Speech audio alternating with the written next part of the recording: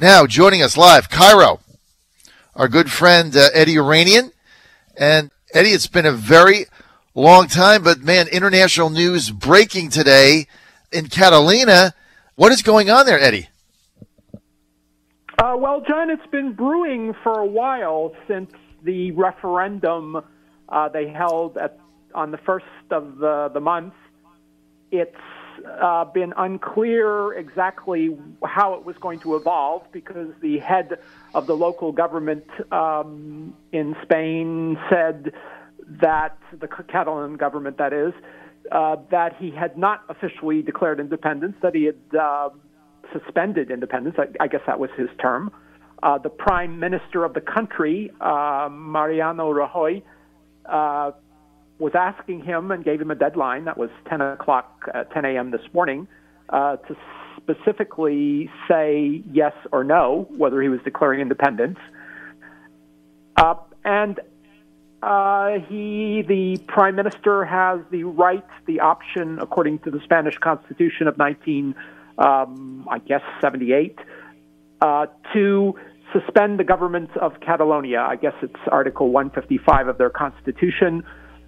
Says that when a local government, autonomous region, acts in a way that's not beneficial to the country as a whole, the central government, that is, can take over control of parts of the government.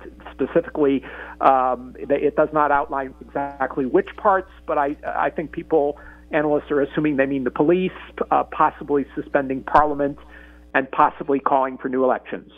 So what happens? I mean, are we heading towards a civil war? I mean, obviously, those that are making this decision in Catalonia, I mean, they know there's risks here, right? I mean, they're not following Spain's rules to have their autonomous government.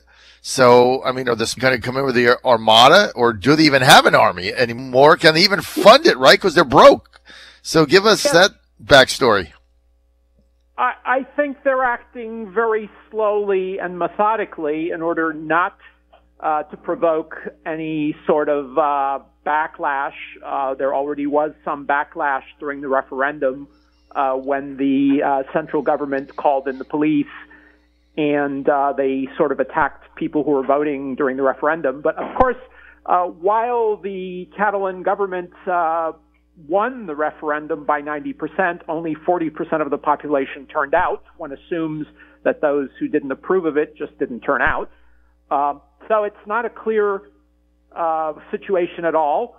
And I don't think anyone really wants to have a violent outcome to this. But of course, they probably got their eyes on Kurdistan, where something similar has played out or is playing out. And I think they don't want to go the way of Kurdistan, where things get out of hand and where you have outside forces moving in with troops and taking over positions and possibly creating more violence. Well, we understand that Madrid set a deadline today, I guess Spain time, this morning for Catalonia to clarify, and their leader clarify whether or not they had declared independence, because they made some ambiguous statements last week, and they gave him till today to drop his bid to separate from Spain. So, I mean, I get back to my question. I mean, if we're just going to separate, I mean, again, does the Spanish government bring in troops? I mean, what other choice do they have? Well, I think they can take over the police. Will the police remain loyal to the central government? That's a question.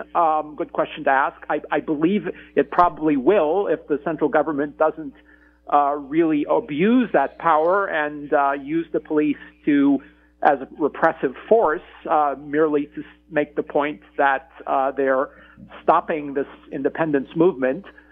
But of course, Catalonia has a bit of a rocky history with Spain. It was, of course, for hundreds of years, part of its own independent kingdom, that is Aragon. Of course, you've probably heard of Catherine of Aragon. Part of Aragon is actually now in France. Not a lot, but most of it's still in Spain.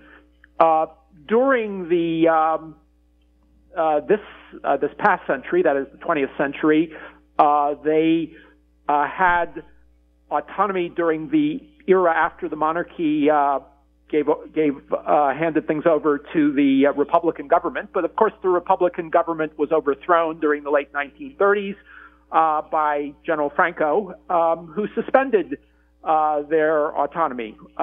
So there is a bit of a rocky history during Franco's reign. I guess that would be 1939 to 1978.